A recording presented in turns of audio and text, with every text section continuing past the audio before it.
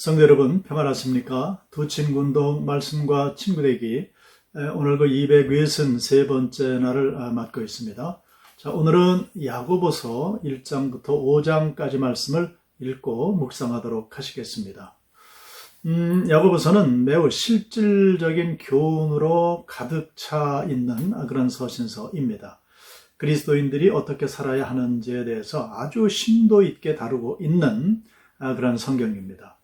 자, 야고보서는 시험을 참는 법, 그리고 말씀을 듣는 태도, 정욕을 제어하는 법, 또 혀의 재갈을 물리는 법, 그리고 하나님의 덕을 바르게 인식해야 될 필요성, 그리고 선함, 온유함, 화평, 성결로서 믿음을 지켜야 될 필요성 등에 대해서 다양하게 권면하고 있습니다. 야고보서를 기록한 목적은 어려운 시험 가운데 처한 성도들을 위로하는 것이 이제 첫 번째였고요. 그리고 여러 가지 악행을 경계하라는 그런 말씀, 그리고 실천적 행동이 수반되지 않는 그 신앙은 거짓 신앙임을 선포하고 있고요. 그리고 공동체 질서와 윤리를 제시하기 위해서 기록된 그런 성경책입니다. 저자는 예수님의 육신의 동생인 야고보이고요. 기록 시기는 대략 AD 62년경으로 보고 있습니다. 그리고 기록 장소는 정확하게 나타나 있지는 않지만은 예루살렘으로 추정을 하고 있습니다. 자, 야고보라는 이름의 의미가 그 발 뒤꿈치를 잡다 혹은 추종자 이런 뜻을 가진 그러한 이름인데, 이 야고보는 예수님의 육신의 친동생으로 알려져 있습니다만은 그가 예수님과 함께 살아온 짧지 않은 그런 인생으로 인해서 공생의 기간 동안에는 예수 그리스도가 메시아임을 항상 의심하는 눈초리로 예수님을 바라본 것 같습니다.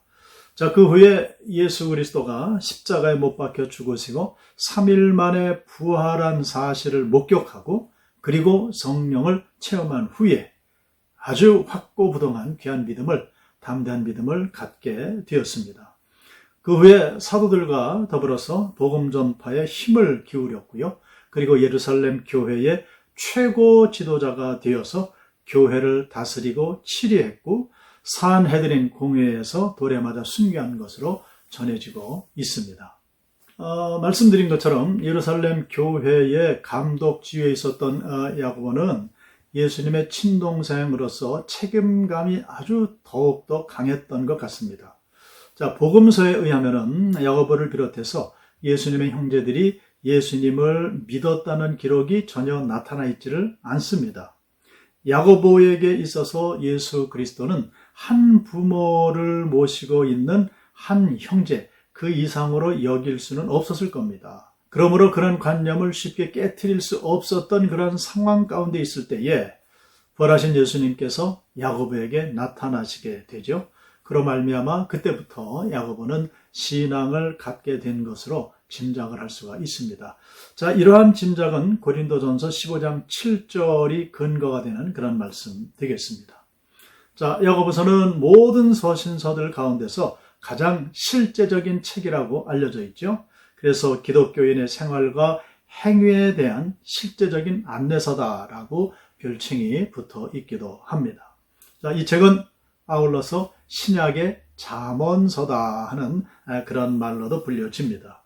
자, 이 서신서 안에는 도덕적인 교훈과 진리로서 가득 차 있고요. 기독교인의 윤리를 아주 잘 명시하고 있다 하겠습니다. 그래서 히브리서가 교리를 제시해 주는 책이라고 한다면 야고보서는 윤리를 제시해 주는 책이다, 이렇게 정리를 할 수가 있겠습니다. 자, 기독교에 있어서 이 양자는 사실은 모두 있어야 하는 것이지요. 아울러 바울과 야고보가 결코 서로 충돌하는 그러한 것이 아닙니다. 다만 겉으로 나타난 표현이 서로 다를 뿐이죠.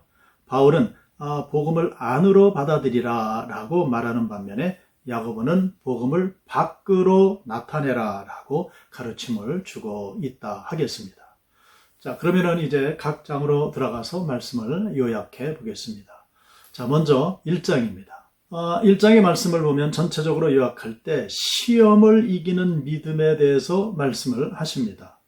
자, 유대 기독교인들이 심한 핍박 가운데서 믿음의 시련을 받고 있음을 아는 야고보는 어떻게 그들이 그 시험을 당해낼 것인가에 대해서 가르침을 이제 주고 있습니다. 그리고 격려하며 위로하려고 애를 쓰는 그런 흔적을 이 야고보서에서 우리는 발견할 수가 있습니다.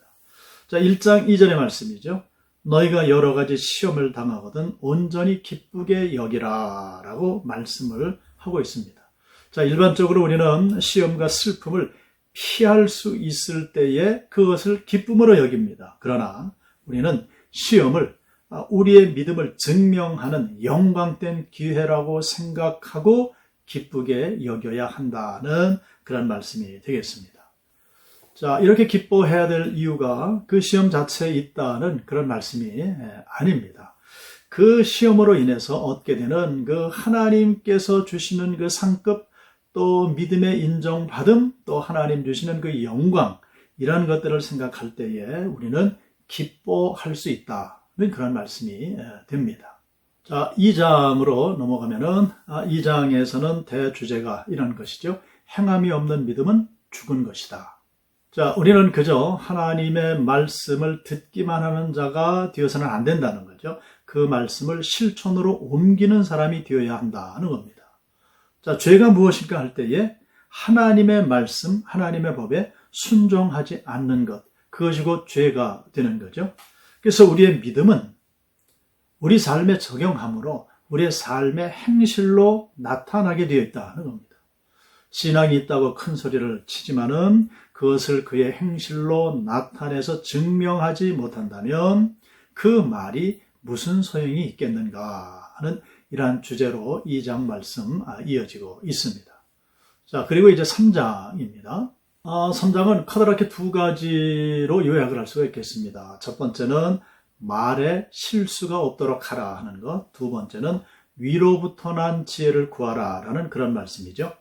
자, 혀는 주님을 찬송하고 증거하기 위해서 성령 하나님께서 쓰시는 도구다라는 사실을 우리는 기억을 해야 됩니다. 자, 우리는 혀로 하나님의 형상대로 지음을 받은 사람을 저주하고 있는 것은 아닌가 돌아봐야 할 것이죠. 그래서 3장은 혀를 조심할 것을 권면하고 있습니다. 혀는 교회 생활에 있어서도 가장 파괴적인 요소 중에 하나라고 할 수가 있겠습니다.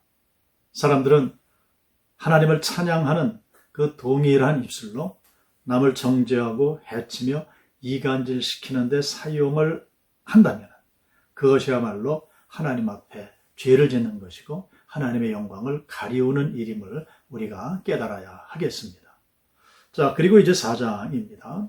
자, 4장의 말씀을 보면 전체적으로 우리의 순결한 인격에 나타나는 그 믿음에 대해서 말씀을 하시죠. 자, 사탄은 세상 모든 일을 하나님께 반대되는 원칙 위에 꾸며 놓고 있습니다.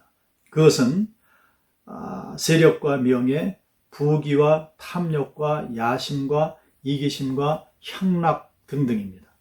그리스도를 믿는 성도들은 이러한 세상에 대해서 자신을 십자가에 못 박아야 하는 것입니다.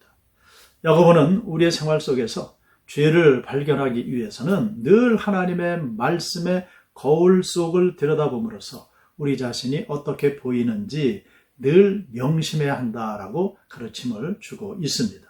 그리고 여기 중요한 말씀이 있죠. 욕심은 죄를 낳고 죄의 삭은 사망이라 말씀을 하고 있습니다. 자, 이 욕심이라는 것 모든 분야에서 일어나는 동시성을 가지고 있습니다. 가진 자나 덜 가진 자나 욕심은 누구나 할 것 없이 늘 존재하는 그런 치명적인 것임을 우리가 늘 명심해야 되겠습니다. 자, 그리고 이제 마지막 5장입니다. 자, 5장을 보면 초반절에서는 부한 자에게 주는 경고의 말씀이 있고요. 그리고 7절 이하로 내려가게 되면 인내함과 기도의 중요성, 기도 생활의 중요성에 대해서 말씀을 하시고 있죠. 자, 야고보가 이 서신서를 쓰던 당시에 유대계 기독교인들 가운데는 가난한 많은 사람들이 세력과 돈 있는 사람들에게 핍박을 받고 고된 노동에 대한 노임을 착취당하고 있었습니다. 압박받는 노동자들에게 주는 권면의 말씀인데 그 권면의 말씀이 오래 참으라 하시는 그런 말씀이죠. 자, 그리고 기도에 대해서요. 기도 생활에 대해서 말씀을 하시는데 기도는 하늘과 땅의 보고를 열어주는 황금 열쇠로서 끊임없이 사용함으로 녹슬지 않아야 한다 하는 가르침을, 그런 영적인 교훈을 이 말씀 속에서 우리는 얻을 수가 있습니다. 자, 이렇게 해서 야고보서의 모든 말씀들을 간략하게 살펴봤습니다. 이런 말씀 드렸습니다. 사도 바울은 복음을 안으로 받아들이라 말씀하신 반면에 야고보는 야고보서를 통해서 복음을 밖으로 나타내라 라는 가르침을 주고 있는 책이 야고보서라 말씀을 드렸습니다.